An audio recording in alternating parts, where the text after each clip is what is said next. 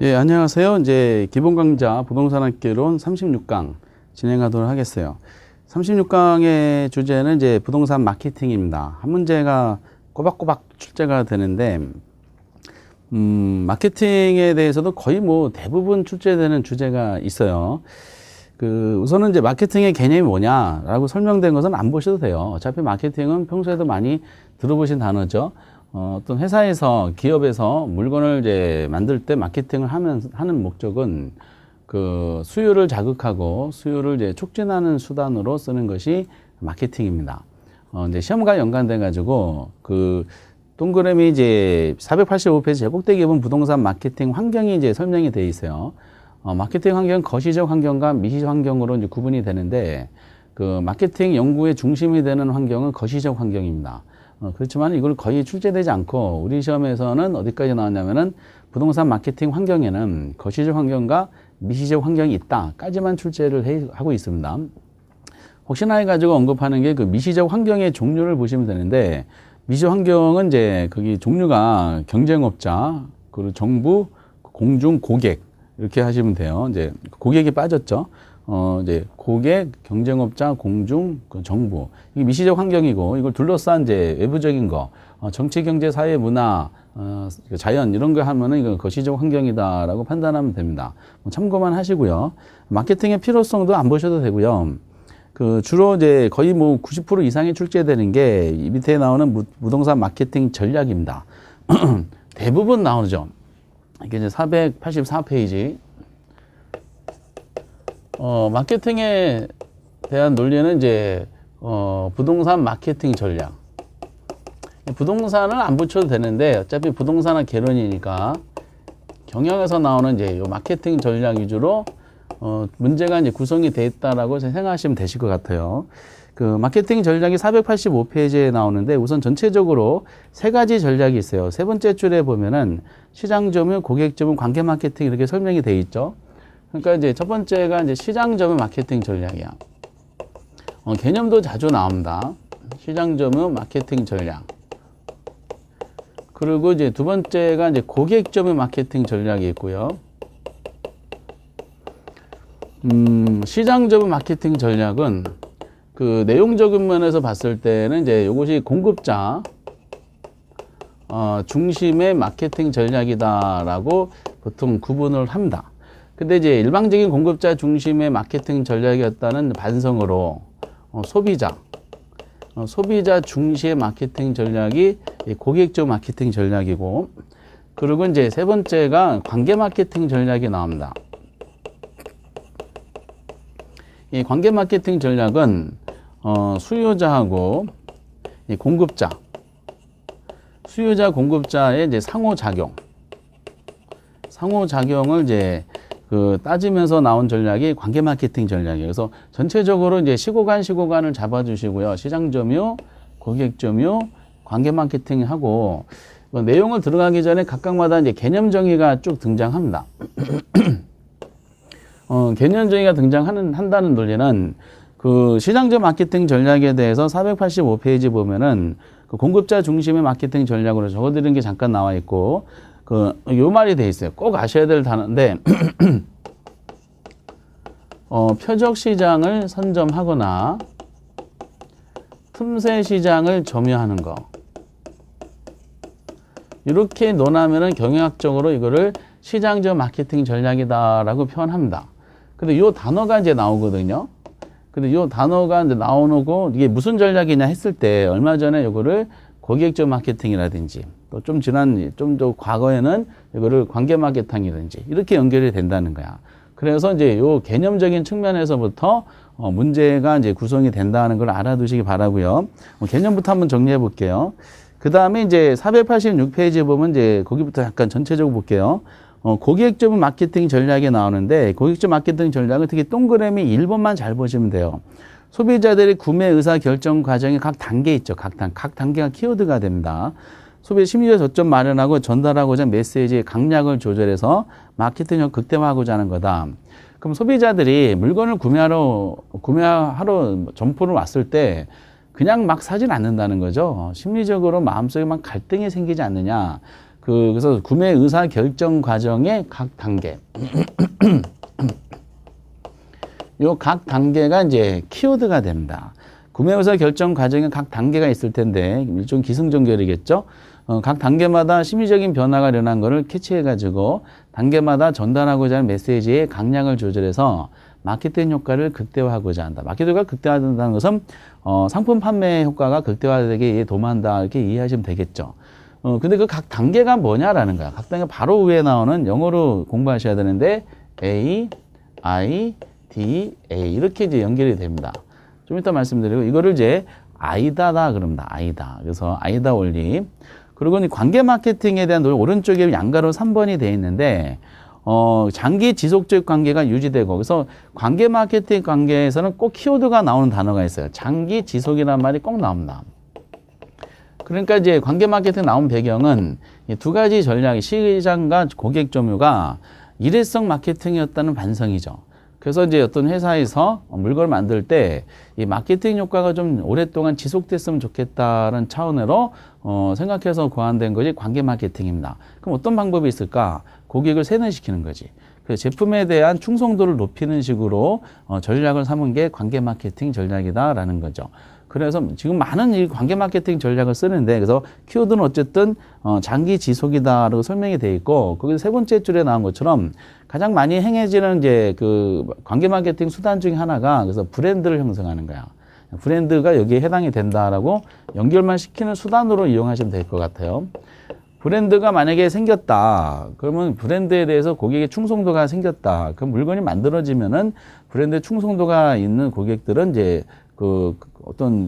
사후적으로 어떤 제품에 대한 논리는 관계없이 무조건 구매 활동을 시작하게 됩니다. 그래서 어쨌든 그 장기 지속적인 도모하기 위한 차원으로 이런 말이 나오면은 관계 마케팅. 그리고 이제 고객 간의 구매 의사 결정 각 단계란 말이 나오면은 고객 점유. 그러면서 그 표적시장 선점 틈새시장 점유하면 뭐죠? 이거를 시장 점유. 이렇게 여기까지도 우선 상당히 많이 나옵니다. 이렇게. 그래서 이제 이런 내용을 여러 데 연결시킨다든지 각 단계 아이다가 나왔는데 관계라든지 시장 점유, 장기 지속 나왔는데 이게 시장 점유 관계 막 이렇게 엇박자로 출제되는 것이 있고, 그런 다음에 이제 내용적인 면에서 제일 출제 많이 하는 게 뭐냐면은 시장 점유 마케팅 전략이야. 시장 점유 마케팅 전략은 다시 두 가지로 구성이 되어 있어요. 그래서 책에 이제 485페이지 보면은 거기 첫 번째 전략이 그 STP 전략이 있어요. 그 두 번째 전략은 이제 4P, 4P 믹스라 그러죠. 이때도 영어가 좀 필요합니다. 이 4P 믹스를 이제 마케팅 믹스다라고 얘기도 해요. 근데 그 현실적으로 기출 문제 나온 거 보면은 뭐 개념 정도만 출제되기 때문에 이 4P 믹스 위주로 많이 나오고요. 그런 다음에 STP에 대해서는 개념만 보시면 돼, 개념. 근데 STP를 구성할 때 이게 순서가 이렇게 되는 거거든요. STP. 그럼 내용상으로 보면 이게 S, T, P 이렇게 이제 내용이 나와요. 근데 STP 개념을 보다 보면은 요 S만 잡잖아요. 그럼 사실상 문제가 다 풀리는 것 같더라고요, 이렇게. STP 전략은 거기 이제, 그 다음 페이지 딱 보면은 486페이지 이제 꼭대기에 S가 시장 세분화거든요. 시장을 이제 세분화하는 전략이다. 그 세분화란 말이 이제 왜 나왔냐면은, 어떤 기업이 제품을 만들 때 그냥 막 만들지 않을 거 아니에요. 그러면은 이제 기업들은 판단하기에 소비자들은 전부 다 개별적인 성향이 다 달라요. 다. 80억 인구면 80억 성향이 다 다릅니다. 근데 다 다른데, 개인적인 소비 성향을 가지고 있는데, 그렇다 하더라도 그 특성에 따라서 이거를 동질적인 몇 개의 그룹으로 나눌 수가 있지 않느냐라는 거죠. 회사에서 어떤 물건을 만들 때, 뭐 연령대라든지, 10대, 20대, 30대, 40대 연령대라든지, 소득에 따라서, 소득이 상중하 나서 소득 수준에 따라서 구매 행태가 달라지거든요. 그 성별에 따라서 달라요. 남자냐, 여성이냐. 그리고 이제, 그 직업별로도 다르고요. 취미별로도 달라요. 이렇게 다 개인적인 성향이 있다 하더라도, 특성에 따라서 동질적인 그 성향을 가진 집단으로 나누는 겁니다. 이렇게. 그 개인적인 성향을 갖는 거를 몇 개의 그룹으로 이렇게 나누는 거야. A그룹 특성에 따라서 A그룹, B그룹, C그룹 이렇게 나눠가지고, 누굴 대상으로 할 것인지에 대한 판매 지향점을 분명히 하고자 하는 전략. 이런 식으로 나오면 이게 무슨 전략이다? 이게 세분화 전략이다라고 보시면 됩니다. 그러니까 소비자들을 이제 특성에 따라 집단적으로 몇 개의 그룹으로 나누는 거를 세분화다. 그러니까 누굴 대상할 것인지를 우선은 이제 정해놓고 하는 거죠. 이렇게. 그 말이 그 설명이 되어 있어요. 특성에 따라 세분하고 세분대를 대상으로 해서 판매 지향점을 분명히 하는 전략. 이렇게 설명이 됩니다. 이게 왜 중요하냐면은 SDP 전략에서 이게 되면은 나머지가 되기 때문에 그래요. 이 T가 설명이 되어 있는데 T가 표적시장 또는 목표시장이라고 나오거든요. 표적시장 또는 목표시장이라고 되어 있는데, 그러면 표적시장 전략이라고 설명이 되어 있는 동그라미 2번을 보시면은 세분화된 수요자 집단 중에서 이렇게 설명이 돼요. 그럼 벌써 표적시장 전략이라 할 때는 세분화된 수요자 집단 중에서 라고 표현하기 때문에 표적이라는 것은 세분화 다음 단계구나라는 것이 드러나 있는 거죠. 그래서 소비자들은 SDP 전략, 아니, 기업들은 SDP 전략을 통해 소비자의 특성을 이렇게 나눴는데, 나눠진 이 세분화된 수요자 집단 중에서, 소비자입니다, 이거는. 나누는 것은 소비자를 나누는 겁니다.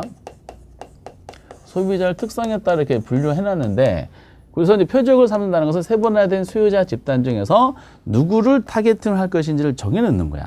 그래서 A, B, C 그룹 중에서 이번에 기업에서 우리 회사에 만든 제품의 타겟팅은 B그룹이다.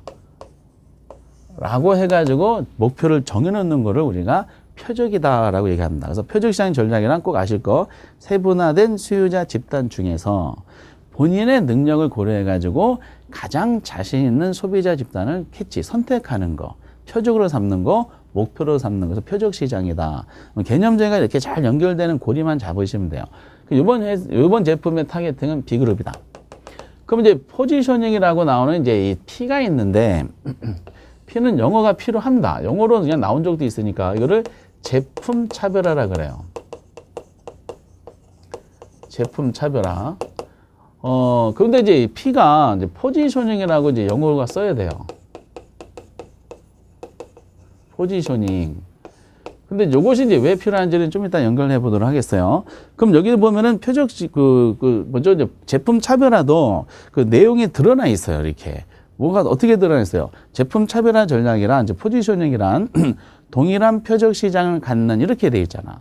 그러니까 우리가 세분화된 수요자 집단 중에서 본인의 능력을 고려해서 가장 자신 있는 소비자 집단을 선택했을 거 아니에요. 근데 우리가 선택한 B 집단이 우리만 선택한 것이 아닐 거야. 그렇죠? 똑같은 소비자 집단을 많은 경쟁자들이 동일한 타겟팅을 해서 제품을 쏟아부을 거 아니에요. 그러면은 제품 차별화라는 것은 표현을 잘 보세요. 동일한 표적 시장을 갖는 이렇게 나와 있어요. 동일한 표적 시장을 갖는. 그러면은 제품 차별화라는 것이 동일한 표적 시장을 갖는 해당하기 때문에 표적 다음 단계구나라는 게 드러나 있는 거죠.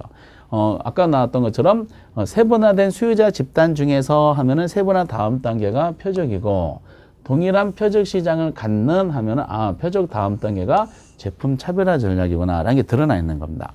그럼 이제 동일한 표적을 가졌어요. 우리가 B그룹을 타겟팅을 했는데 다양한 이제 공급 경쟁자들 있죠. 공급 경쟁자들도 우리가 타겟팅 삼은 B그룹을 똑같이 타겟팅 삼은 거야. 그럼 동일한 표적 시장을 갖는 다양한 공급 경쟁자들 그대로 써볼까요? 사이에서 자신의 제품의 위치를 정한다. 위치를 정한다 그래서 영어로 위치, 포인트를 잡아가지고 포지셔닝이다라고 얘기를 하게 되는 겁니다. 그럼 소비자들한테 그 위치를 정한다는 것은 1순위 위치가 되게 만들어야 되잖아요. 그럼 1순위 위치가 만들려면은 이제 1등만 살아남는 세상이니까 다른 경쟁자들보다 제품을 차별화시켜야 되는 거. 뭐 디자인이라든지 여러 가지 면에서 차별화시키는 내용이 아니냐라는 식으로 언급이 됩니다. 그래서 이제 이걸 유명한 내용이죠. 그래서 세표차 전략이다라고 얘기합니다. 세표차. 그래서 이제 이게 다시 세표차 전략은 뭐만 잡는 된다? 시장 세분화만 잡으면 되고 세분화 개념 잡고 표적하고 그 포지셔닝이 어떻게 이렇게 쭉 연결이 되는지를 고리만 잡아서 개념만 물어보게 돼 있어요. 그래서 이게 이제 가끔 나와요. 가끔. 근데 이거보다 이제 빈도가 높은 게 뭐냐면 이제 포피 믹스가 이제 빈도가 높죠. 포피에 대해서는 이제 말 그대로 P가 4개가 됩니다. 그래서 마케팅 믹스다라고 합니다. 책의 순서가 이제 조금씩 다른데 그 포피에 대한 논리 보면은 거기 486페이지에 포피 믹스 전략 해놓고 유통, 플레이스, 제품, 프로덕트, 가격, 플레이스, 촉진, 프로모션 이렇게 이제 설명이 돼 있어요. 이거 꼭 알아두세요. 영어가 되게 중요하죠. 첫 번째가 이제 플레이스야. 플레이스로 이제 이거를 보통 유통이다라고 얘기하고요. 두 번째가 이제 프로덕트라 그럴까요? 예를 들어서 많이 나오죠. 제품 전략이다라고 하고, 세 번째가 이제 프라이스라 그럴까요? 가격 전략. 요즘에 이제 이게 등장하기 시작했어요. 그리고 이제 프로모션이 나오죠. 프로모 촉진이라는 번역을 일반적으로 많이 합니다. 네 가지가 이제 영어가 필요한 이유가 한번 기출문제 어떻게 나왔냐면은 마케팅 믹스란 그랬어요. 마케팅 믹스란 포피의 조합을 의미한다 이렇게 표현했었거든요. 그럼 가로 안에 영어가 들어갔을 거 아니야. 그러면 포피의 조합인데 포피의 플레이스, 프로덕트, 프라이스가 들어가 있는데 하나가 포지셔닝이 들어가는 거야.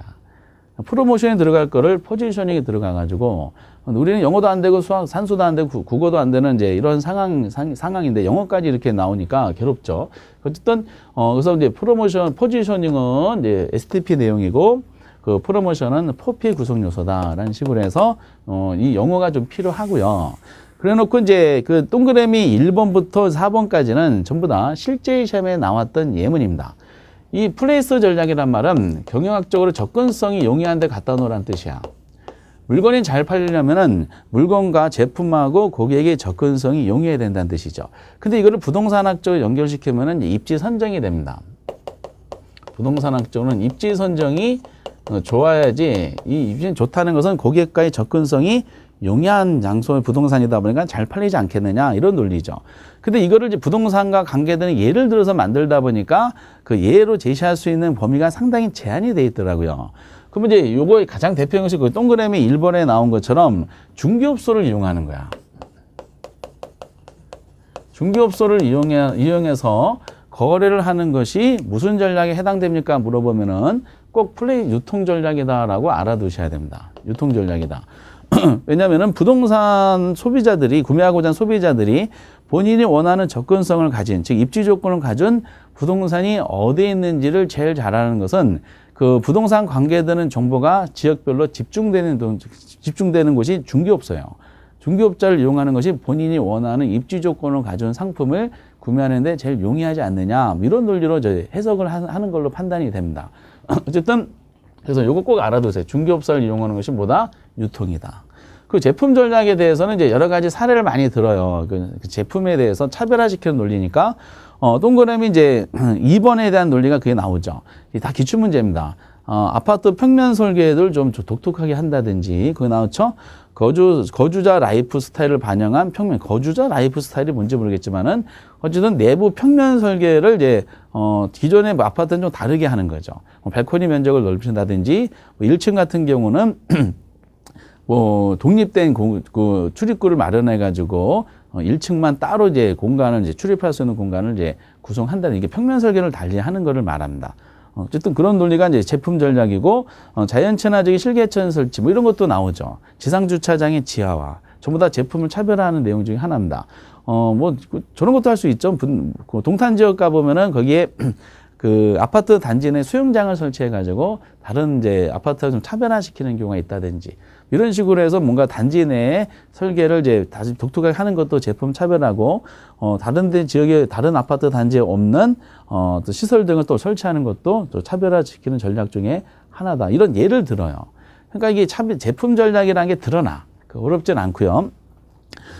그리고 이제 그 가격 전략이 동그라미 3번에 나온 것이 있죠. 이건 좀 별도로 한번 논하고, 가격 전략에 대해서 우리 책에 보니까 오른쪽 487페이지에 그 보충학습이라 그래가지고 설명된 게 있어요. 보충학습의 1번은 아실 필요 없고요. 2번의 가격 전략에 대해서 한번 확인해 보실 필요가 있는데, 제가 적어 드릴 거라 잘 보세요. 이게 안 나오다가 26회인가 25회부터인가 한번 나왔었어요. 근데 가격 전략을 원래 잘 내면 안 되는 이유가, 경영학에서 공부하는 마케팅 책을 보면은 가격 전략이 종류가 상당히 많아요. 근데 이걸 만약에 우리 시험에 건드리기 시작하면은 그 양이 너무 많아지게 되는 것 같아서 그동안 안 내다가 갑자기 이제 한번 나왔었고, 나오고 나서 이제 작년 28회 때 한 번 더 나왔어요, 이게.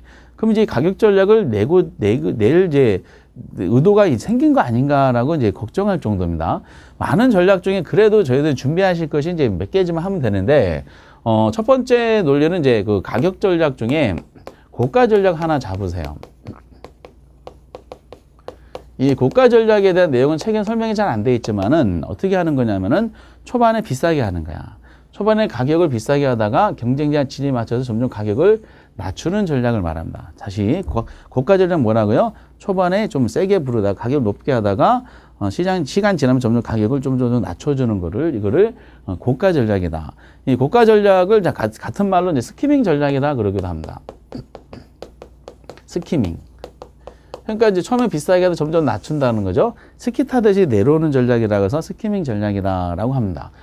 고가 전략을 이제 쓰는 것은 우리가 앞에서 공부하셨던 내용 중에 수요의 가격 탄력성을 논한다면은 수요의 가격 탄력성이 어떤 경우에 이걸 쓰겠어요? 수요의 가격 탄력성이 비탄력적인 제품의 경우는 대체재가 적기 때문에 고가 전략이 이제 일정 부분 통할 수가 있지 않느냐라는 거죠. 그래서 수요가 가격에 대한 탄력성이 비탄력적인 경우에 쓰는 거다라는 것은 이제 탄력성을 잠깐 언급했었고, 주로 이제 우수한 고객을 확보하기 위한 전략이다. 우수한 거 확보하는 것이고, 그리고 이제 초기에 이익을 도모하기 위한 전략이다라는 식으로 정리를 해주시면 되실 것 같아요. 이 정도는 알고 계셔야 되고요. 이 책은 나오기 시작하고 있으니까 안 나올 때는 무시했었는데 이제 나오니까. 이거는 비교되는 게 저가 전략인데 작년에는 좀 황당하게 정답이 나와가지고 공부를 하시는 분하고 안 하시면 차별화가 안 되게 나왔었어요. 저가 전략은 이거랑 반대죠. 저가 전략은 이제 그 보통 경쟁자가 많을 때 이제 그 같은 말로 이거를 침투 가격 전략이다 그러기도 합니다. 침투 가격 전략. 그러다 보니까 이제 그 저가 전략 쓰는 배경이 뭐겠어요? 경쟁자가 많아서 그 진입을 하기 위한 어떤 루트를 만드는 거죠. 그러면은 기존 경쟁자보다 가격을 낮게 하는 거야. 그럼 가격을 낮게 하면은 이제 포복 전략으로서 침투하는 거죠. 침투 가격 전략을 하고 이거 굉장히 공격적인 전략이다라고 그럽니다. 실패하면은 문제가 크게 발생하죠. 처음에 싸게 해서 들어가서 이제 생존하기 위한 몸부림을 친 건데 공격적인 이제 전략이다라고 보통 얘기를 하게 돼 있습니다. 그래서 저가 전략은 이제 탄력성으로 논한다 그러면은 똑같이 이제 수요의 가격 탄력성이 탄력적인 제품의 경우는 이제 대체재가 많은 시장에 진입하는 거기 때문에 공격적인 전략으로서 이제 침투 가격으로 저가 전략을 쓰게 되는 거죠. 내용적으로 보면은 이제 저가 전략은 그 다수의 고객을 확보하게 한 거죠. 그리고 장기를 도모하는 거야. 장기적으로 이제 소비자들의 구매력을 이제 구매력을 높여가지고 시장 점유율을 생존하는 게 중요하니까 시장 점유율을 우선 높이고자 하는 전략이죠. 싸게 들어가가지고 소비자들의 구매력을 높이게 만들었죠. 그러다 보니까 어떻게 한다? 우선 일시적으로 이제 소비자를 많이 땡기게 만든 다음에 장기적으로 해당 시장 지역에서 구매력을 이제 점유율을 높이고자 하는 장기 전략이다라고 보시기 바랍니다. 물론 실패했을 때 엄청난 손해를 보기 때문에 상대적으로 이제 뭐죠? 그래서 공격적인 전략이다라고 표현을 하게 되어 있어요. 작년에는 너무 이제 황당하게 나왔는데 그다음에 틀린 걸 찾으라 해놓고 이제 포피에 대해서 이제 언급을 했었어요. 그러면서 그 지역 주민들이 소득이 낮은 지역에 상품을 판매한대. 그러면 소득 수준이 구매력이 낮은 지역에 이제 들어가는 거니까 그러면 저가 전략을 써야 되잖아요. 구매력이 낮은 지역에 들어가면은 구매력을 높이는 전략을 써야 되는데 그럼 고가 전략을 써야 된다 그랬어요. 소득이 낮은 지역에 비싼 물건 들어가봤자 팔리겠어요. 그래서 공부 안 하신 분도 그게 틀렸다고 체크했고 공부하신 분도 체크하게 만드는 조금 이제 차별화가 안 되게 나왔던 거죠. 그래서 이거는 28회 때 두 가지를 비교하는 걸 아느냐를 물어봤던 것이고 책에 나온 내용이 뭐냐면은 이거 몇 년 전에 나왔던 거죠. 최초로 나왔었던 것이 저런 전략이 시가 전략이라는 게 있어요. 시가 정책 또는 시가 전략. 시가란 말은 시장가를 말하죠. 치고 들어갈 때 이제 경쟁자 가격입니다. 경쟁자의 가격과 유사한 가격으로 이제 책정해가지고 진입하는 거를 우리가 시가 정책이다 했고, 이거랑 구별되는 게 이제 차별 가격 정책이 있어요. 차별 가격 전략, 차별 가격 정책. 차별이란 말이 나왔죠. 그럼 이제 이거를 부동산으로 따지면은 이제 위치별로, 뭐 동별로, 층별로, 뭐 향별로 다른 가격을 책정하는 거. 이게 현실적으로 이렇게 분양하기도 하죠. 층별로 유치물 다른 가격 책정하는 거를 이거는 차별가격 정책인데 요 말이 나왔어. 그럼 차별가격 정책에다 해야 되는데 이거를 시가 정책에다 해가지고 오답이 나온 겁니다. 결국 이런 비교되는 상황이 있으면 서로 어떤 걸 해놓고 엇박자로 내더라고요. 이렇게 등등등에 대한 이거 말고도 많은 전략이 있긴 있는데 다 다루기가 좀 부담이 되는 것이 우리 중개사 시험 쪽이다라는 겁니다. 그래서 이제 어떤 다른 경영학적인 전략에서 가격 전략에서 이제 우리 부동산과 관계되는 부분이 있는 것만 캐치해가지고 응용해서 출제된 경향이 있는데 아마 우선은 요 4가지 정도만이라도 이제 이렇게 적어드리는 내용으로 구별만 해주시면 되실 것 같고요. 상대적으로 제일 많이 나온 게 이거죠. 촉진입니다. 촉진. 촉진에도 4가지가 있다는 걸 알아두셔야 돼. 인적 판매. 인적 판매는 대면 커뮤니케이션이라 그래서 이 촉진이라는 것은 어떤 이런 지역에 이런 상품이 이런 가격에 나왔다는 거를 소비자한테 알리는 전략이야. 알리는 방법으로 이제 그 사람을 통해서 알리는 방법이죠. 보험하시는 분들이 제일 많이 하는 게 인적 판매죠. 이렇게. 그리고 또 하나가 이제 판매 촉진이 있어. 판촉 행사라 그러죠. 판매 촉진은 이제 단기적인 전략이죠. 단기적으로 행하는 이제 비정기적, 비상례적인 전략이다. 비상례적인 마케팅 촉진 수단이다라는 거예요. 주로 단기적으로 주목도 높이기 위해서 하는 거, 뭐 전시한다든지, 뭐 공연을 한다든지. 요즘에 무슨 카드 회사에서 보니까 뭐 외국인들을 외국 뮤지션을 초청해가지고 공연해서 무슨 결과적으로 그걸 이제 일시적으로 주목 높인다든지, 전시회 경락 그리고 이제 사은품 같은 거 준다든지, 모더라스에서 판촉 행사 좀 하죠. 방문한 사람한테 주고 거래 중 감사 표시로 뭐 주고 이런 식으로. 그리고 이제 주유소에서도 뭐 얼마 이상 하면 뭐 휴지 던져준다든지 물 한 통 준다든지 뭐 이런 내용들이 다 이겁니다. 이거는 이제 그래서 이제 전시회 그리고 가격 할인 행사 한다든지 물건이 자동차가 막 안 팔려. 그래서 처음에 적정된 가격으로 안 팔리다 보니까 그 일시적인 주목도 높이기 위해서 가격 할인 행사를 한 달 동안 한다든지 뭐 이런 것들이 전부 다 판촉 행사. 단기적인 주목도를 높이기 위한 판촉 행사다라는 거죠. 이렇게. 그래서 이제 판촉 행사하는 목적은 2가지 큰 이유가 있는데 하나는 단기적으로 매출액을 증가시키고자 하는 것도 뭐 이게 있지만은 판매하는 이제 판매원들의 사기를 진작시키고자 하는 것도 하나의 이유다라는 거라 생각하시면 되겠고요. 그리고 이제 홍보가 있고요. 홍보 많이 아시죠? 광고가 있습니다. 그래서 만약에 이제 다음은 촉진 수단에 해당하지 않는 거 보면 1, 2, 3, 4번을 집어넣고 하나가 나머지가 들어가면 하나의 세트가 되는 겁니다. 그래서 이 내용상으로 보시다시피 이제 포피 믹스가 문제 내기가 되게 좋습니다. 형식은 말씀드렸듯이 이런 개념을 아느냐는 우선 용어적인 측면에서 보고요. 영어를 아셔야 되는 이유가 아까 포지셔닝 때문에 그렇다 그랬고 유통에 대한 부분은 이제 특히 중개업소를 이용한다는 거를 사례를 들고 그리고 제품에 대한 전략은 기출문제 나온 것만 출제되기 때문에 아까 책에 이제 몇 페이지 있었죠? 486페이지 동그라미 이제 2번 내용에 대한 사례 등 거를 통해서 이런 게 제품이구나라고 감안하시면 되고 가격이 최근에 등장이 시작했으니까 뭐 이 정도만이라도 알아두시면 되실 것 같아요. 그리고 이제 제일 많이 나오는 게 이 4가지 촉진 수단. 그래서 전체적으로 포피는 말씀드렸듯이 부동산 쪽 따지면은 이러한 입지 조건을 가진 장소에 이러한 특징을 가진 차별화된 제품이 이러한 적정한 가격으로 나왔다는 것을 소비자한테 이런 수단으로 알린다. 이 4가지 중에 하나라도 부실하면은 결국 물건이 안 팔리지 않느냐. 그래서 얘네들이 전부 다 믹스가 돼야 된다는 거죠. 이게 마케팅 믹스 전략이다라고 확인만 하시면 되실 것 같아요. 이거 이제 제일 많이 나오고 그 다음에 이제 다시 고객적 마케팅 전략을 넘어가면은 책에 아까 키워드는 개념 설명할 때 각 단계가 나오면은 이제 이거라 그랬죠. 각 단계가 뭐냐면은 AIDA입니다. 이거 아이다라 그래요. 순서대로 잘 보셔야 돼. 순서가 바뀌면 안 돼요. 그러면 소비자들은 이제 그 물건을 이제 의사결정할 때 굉장히 신중하게 의사결정하죠.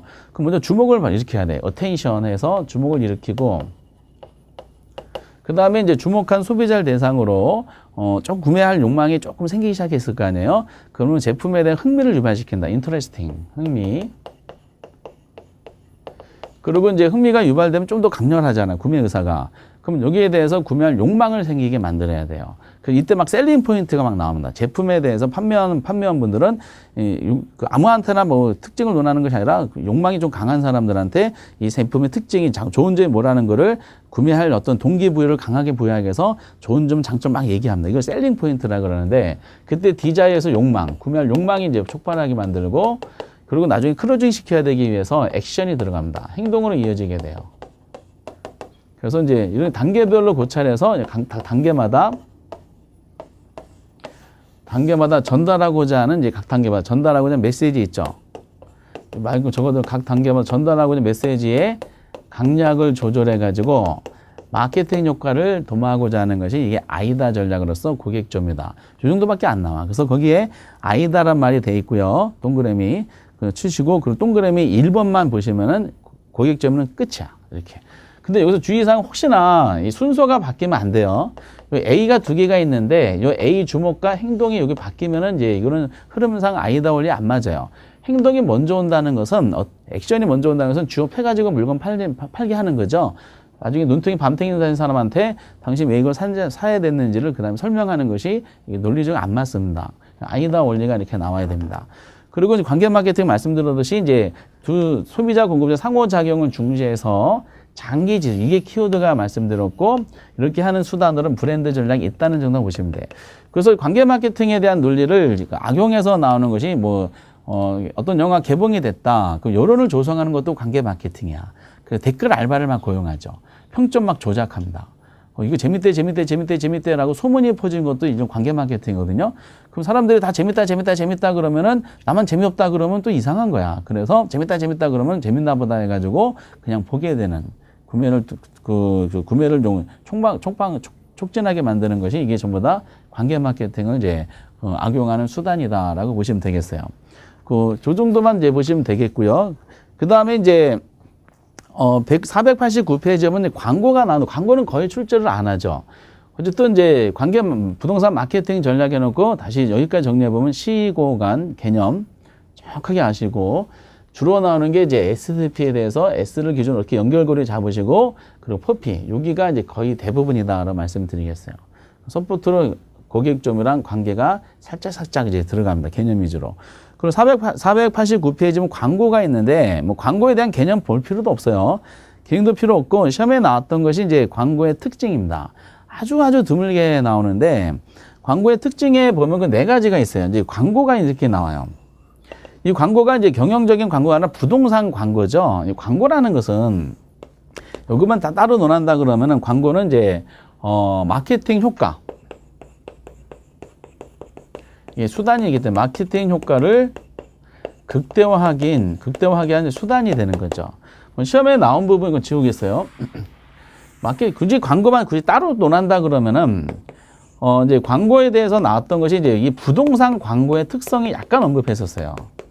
광고의 특성. 그 네 가지가 있죠. 네 가지가 다 나온 게 아니라 두 가지만 나왔었는데 다 특성과 연관돼요. 먼저 부동산 광고는 이제 지역의 제한성이 있죠. 이건 부동성 때문에 나타나는 현상이겠죠. 부동성.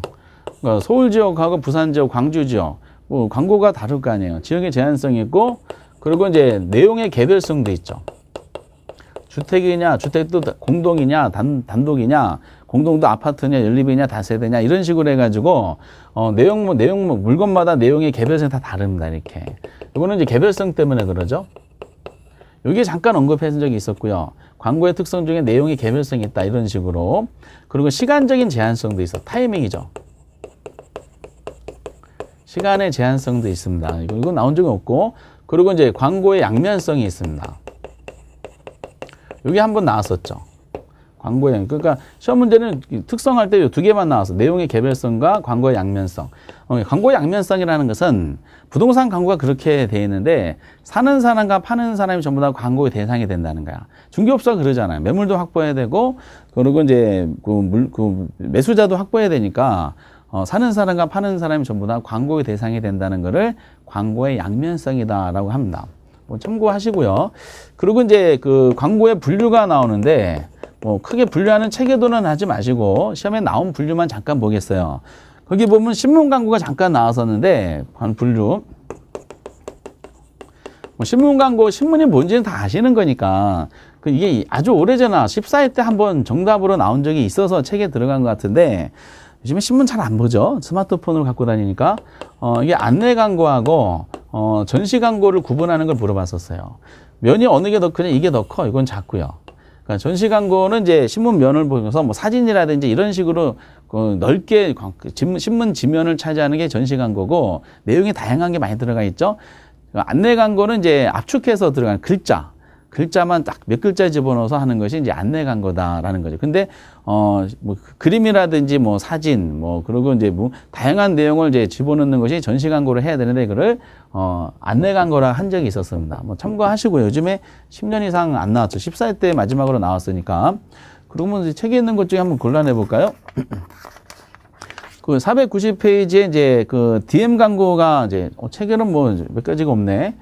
DM 광고도 한번 나와서 전 낸 것만 출제하고 있네요. DM 광고는 우편물 광고하는 거죠. 다이렉트 메일 광고라 그래서 우편물을 발송하는 거야. 그래서 그 백화점을 우연치 않게 한번 이용했다. 그럼 거기 계속 전단지가 오죠. 우편물이 발송합니다. 그래서 이제 DM 광고가 이제 그걸 얘기하죠. DM 광고, 우편물 광고다라고 얘기하시면 되고. 그리고 이제 거기에 노벨티 광고가 있어요. 이것도 한번 나왔었죠. 노벨티 광고라는 것은 거래해 준 거에 대한 감사의 표시로서 조그만 선물을 주는 거죠. 그래서 주유소에서 거래해 준 감사 표시로 휴지 같은 거 주는 것도 노벨티 광고가 됩니다. 옛날에는 노벨티 광고할 때 전달해 주는 그 선물 항목에 그 상호가 들어간 테이프 같은 걸 붙여가지고 전달해 준 경우가 있었는데 요즘은 그것도 안 하고 그냥 던져주기만 하더라고요. 이게 조그만 선물을 주는 것을 우리가 노벨티 광고라 그래요. 그래서 노벨티 광고하는 목적은 그래서 이제 거래해 준 감사 표시도 있지만은 다음에 또 거래할 때 계속 거래했으면 좋겠다라는 식으로 기대하면서 주는 겁니다. 어쨌든 선물 주는 거를 노벨티 광고다라고 하시면 되겠어요. 여러분들이 거래해 준 감사 표시 받으신 이제 선물이 뭐가 있었느냐 하면 그것이 노벨티 광고였다는 거를 과거의 경험치에 한번 유추 적용해 보시면 되겠습니다. 노벨티 광고. 이거 말고도 이제 뭐 많이 있죠. 교통 광고도 있죠. 교통 광고, 이제 뭐 버스라든지 뭐 지하철에 하는 광고, 교통 광고고, 점두 광고가 있어요. 점두. 여긴 책에 없지만 점두 광고. 점두 광고는 길거리 광고라 그러기도 합니다. 점두 광고, 점두. 점유해서 하는 거. 길거리 광고인데 저 간판 같은 게 길거리에 하는 경우가 있고 간판을 붙이는 경우도 있으면 길에 세워놓는 것도 있고 그 아파트 단지에 보면은 이제 학습지 하시는 분들이 파롯을 쳐놓고 그 길거리에 점유한 다음에 광고하는 경우가 있어요. 뭐 상품 같은 거 세워놓으시면서 뭐 가입하시면 선물 준다든지 그런 것들 일종의 다 점두 광고가 됩니다. 요즘에 하는 이제 뭐 인터넷 광고상에서 또 스마트폰 광고 애플 뭐죠? 그 뭐라 그래요? 스마트폰을 광고하는 어플 광고. 이렇게 다양성이 많이 이루어졌는데, 그래서 워낙 다양하다 보니까 아마 내기가 좀 힘들었던 것 같고요. 그래서 광고라는 것이 이런 게 있다는 정도만 확인하시면 되고, 거의 출제하지 않고, 혹시 나온다 하더라도 정답으로 많이 체크하지 않기 때문에, 이건 책에 있기 때문에 약간만 소개만 한 것 뿐이다라고 말씀드리겠습니다. 그래서 마케팅이 내용으로 여기까지 아까 적어드린 것까지 심혈을 기울여 주시면 좋겠어요. 그리고 이제 490페이지 효과적인 광고 방법 필요 없어요. 내용이 다 맞지 않습니다. 그리고 491페이지에 이제 그 표시 광고법에 따른 뭐라고 되는 거 보지 마세요. 이런 것도 보실 필요가 없어요. 그래서 이제 여기까지가 이제 그 총론 파트인데요. 그러면 1번부터 시작해서 여기까지 딱 끝나면은 그 33문제 정도가 출제를 합니다. 그러니까 82.5 정도가 나오죠. 나머지 7문제에 출제되는 게 이제 감정평가 파트가 있는데, 감정평가는 이제 그 기본 강의에서는 안 하고요. 다음 이제 심화학습할 때 앞에 있는 내용들을 중요한 거를 좀 더 정리해보고, 그러놓고 이제 감정평가는 심화학습할 때 한번 더 해보도록 하겠습니다. 그래서 이제 어차피 감정평가는 이제 큰 주제가 7가지가 있고 중간 주제가 뭐 한 서너 가지가 있지만은 나중에 이제 제가 보시라는 것만 보셔도 한 7문제 중에 최소 4문제를 마치고 나머지 3개는 거의 계산 문제 위주로 출제돼 가지고 잘 선택을 하셔야 될 전략과 전술이 필요한 이제 파트입니다. 감정평가는 뭐 여기까지는 이제 그 담임선생님한테 한다고 다시 말씀드리면서 양이 굉장히 많은데 이 많은 걸 다 볼 필요는 없습니다. 어쨌든 그 정리를 다음 선한테 해보고 여러분들이 처음에 심혈을 기울일 것은 여기까지 33문제가 나오는 여기까지 잘 처음부터 준비를 해보셨으면 좋겠다라고 이제 부탁을 드리겠습니다. 여기까지 하면서 기본 강의를 이제 마무리 짓고 다음에 이제 심화학습을 통해서 다시 그 선택을 할 겁니다. 몇 개 해서 심화학습을 통해서 이제 그동안에 앞에서 조금 건드리지 않았던 것도 건드리고 중요한 부분 다시 한번 반복 학습하면서 심화학습을 통해서 이제 내용을 다시 한번 기본서를 건드리는 시간을 갖도록 하겠습니다. 여기까지 이제 하도록 하겠습니다. 여러분들 굉장히 수고하셨고요. 감사합니다. 다음에 또 뵙도록 하겠습니다. 수고하셨습니다.